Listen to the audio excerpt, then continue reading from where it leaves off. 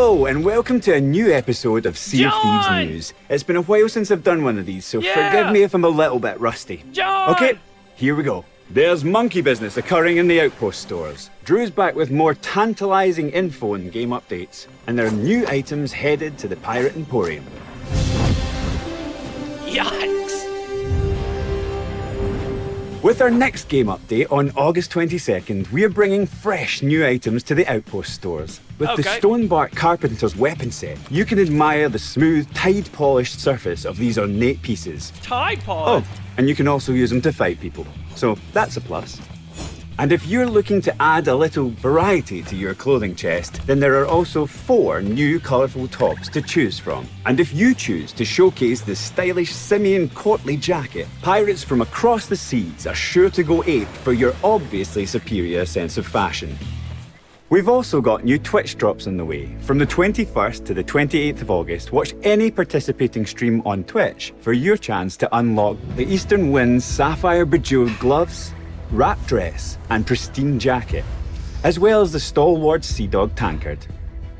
For more information on how to get involved with Twitch drops, visit seaofthieves.com/Twitch-drops. There's also a new perk available for Xbox Game Pass Ultimate subscribers. Up until the 28th of September, subscribers can claim a bundle containing the new Ebon Rapier, the Obsidian Pocket Watch, and the Obsidian Figurehead.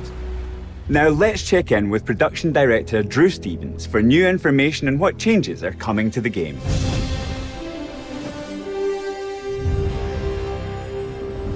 Hey everyone, with our August update right around the corner, I want to do a quick update on Season 13 and then look ahead to some changes coming soon. We're incredibly happy with how Season 13 has landed, with the addition of the Burning Blade and Skeleton Camps, together providing new goals for players when starting a session.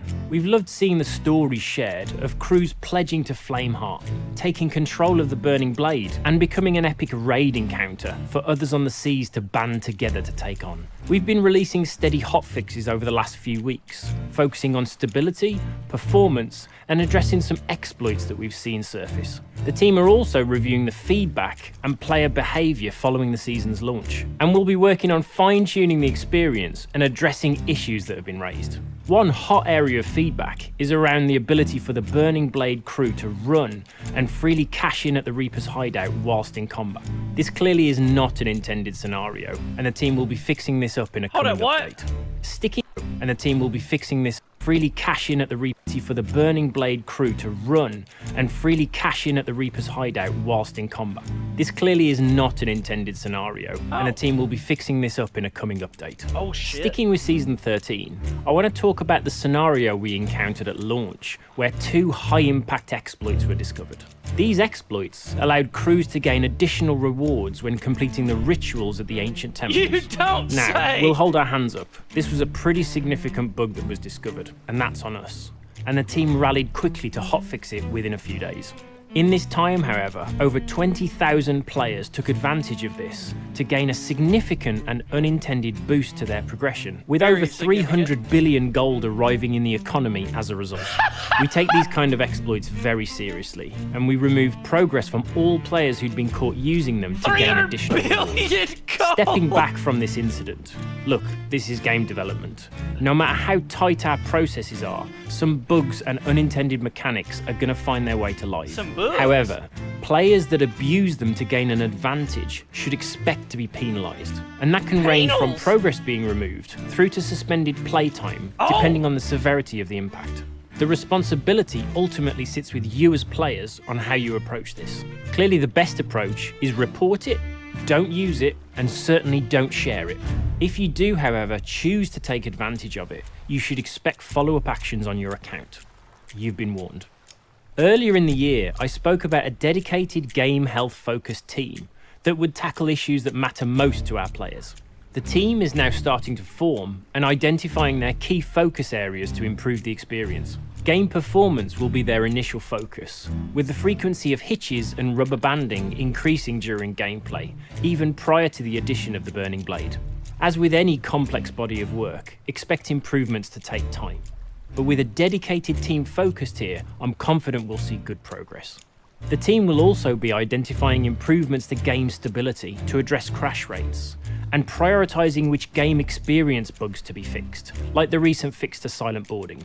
The Sea of Thieves team is a large one now, with multiple areas of focus and dedicated teams, like seasonal delivery. Let me move around in my game real quick, chat. Hold on.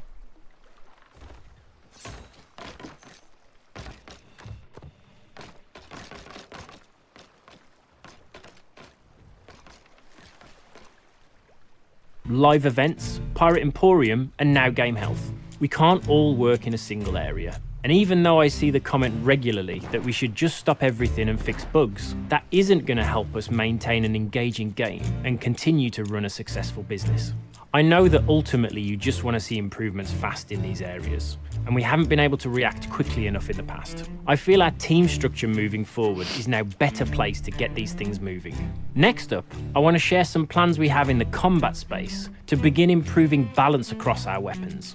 In Season 14, we'll be introducing the grapple gun, which primarily is a traversal tool. This will also shake up the combat meta by providing players with an on-demand distance closer in their loadout, albeit with some limitations in its combat ability. Knowing the combat meta as it stands, we're going to be making some changes on the way to Season 14 to ensure we're ready for this new tool arriving.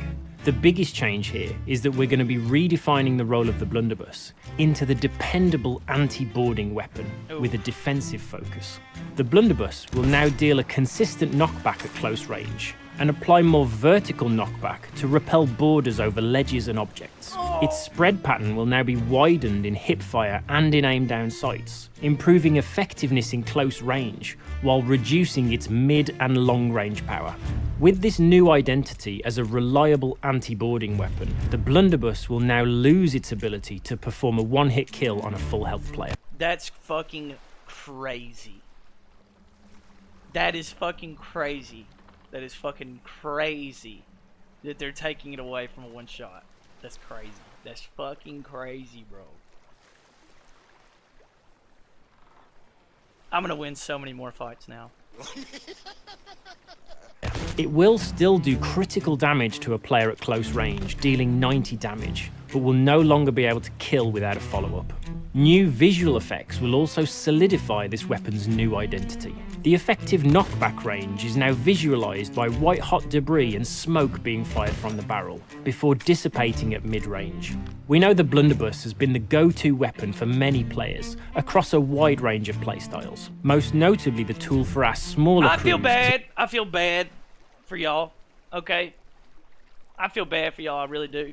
You know, a lot of people really like their blunders. I used the blunder. Well, I started double gunning because I had to. You know, it was never my preferred playstyle, but I had to.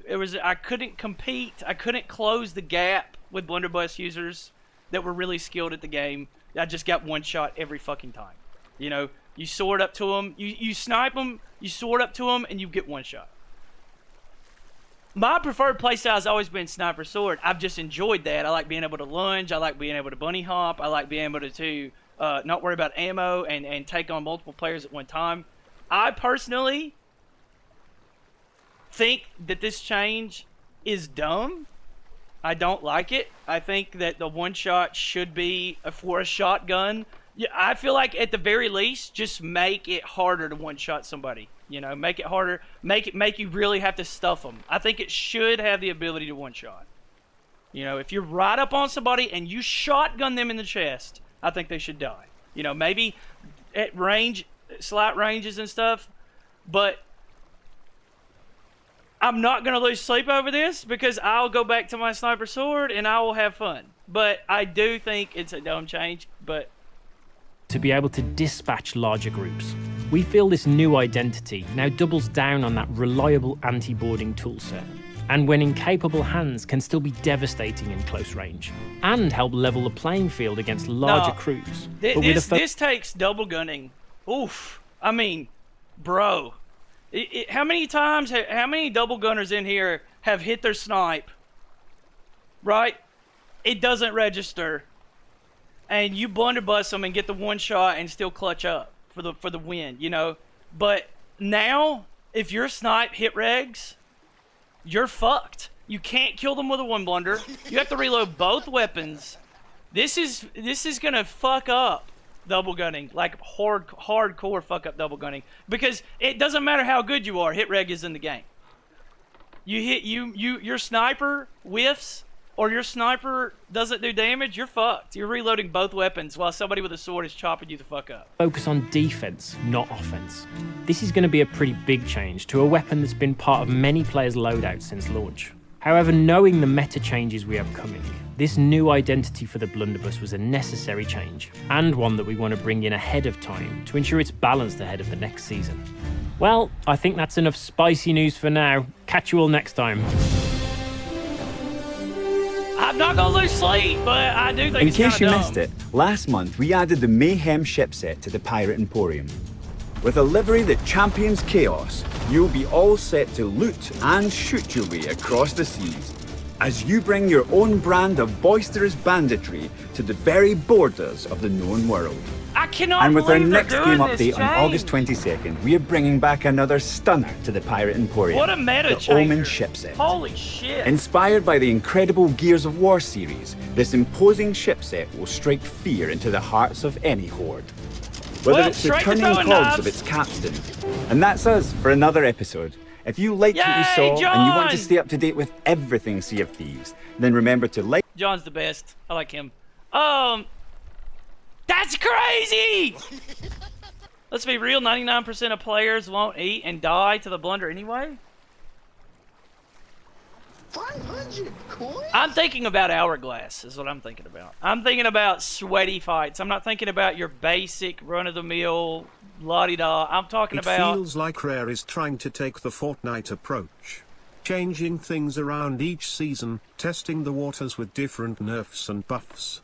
This sort of makes sense to me. Who's to say that I they don't don't revert the blunder back after seeing how it dislike lands it. with the community? I think it's dumb, and I 100% understand people who are going to be upset about this. I 100% understand. 300 billion bitch made money. They But I should have honestly just let think- it stay in the game. Who cares? I honestly think it'll be fun to have a new meta. I do. I think it'll be fun to have a new meta. But I do think it's a shotgun. But you know, whatever. We'll see. We'll see. We'll see. My least favorite thing about the Blunderbus is not it one-shotting. My First least favorite time thing subber, about the happy to be Blunderbus is that here. it blows you off the fucking boat. And they're buffing that. They're buffing that it blows you off the boat. I'm gonna be so fucking pissed when I just get like blown off the boat by 6 Blunderbuses at 900,000 yards away. But I'm down for it. Fuck it. Mix it up. Mix it up. I don't care.